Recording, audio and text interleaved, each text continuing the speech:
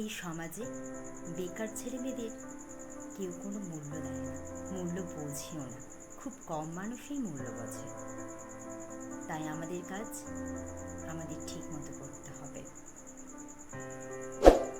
কার কত টাকা আছে, কার কত গাড়ি আছে, কে কত টাকা ইনকাম করছে, সেই হিসেবেই মানুষকে সবাই সম্মান করে, ভালোবাসে।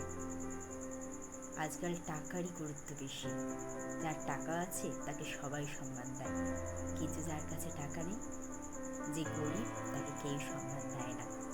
আমাদের উচিত আমাদের পরিশ্রম করে, কষ্ট করে নিজের পায়ে দাঁড়াতে হবে, মেরুদণ্ড শক্ত করে সব কিছু করতে হবে, লড়াই করতে হবে, থামলে হবে না। একদিন সবাইকে দেখিয়ে দিতে হবে এই সমাজকে আমরাও পারি, আমরা বেকার, আমরাও পারি নিজের পায়ে দাঁড়াতে। শুধু টাকাই সব হয় না, লড়াই করলে সবই হয়।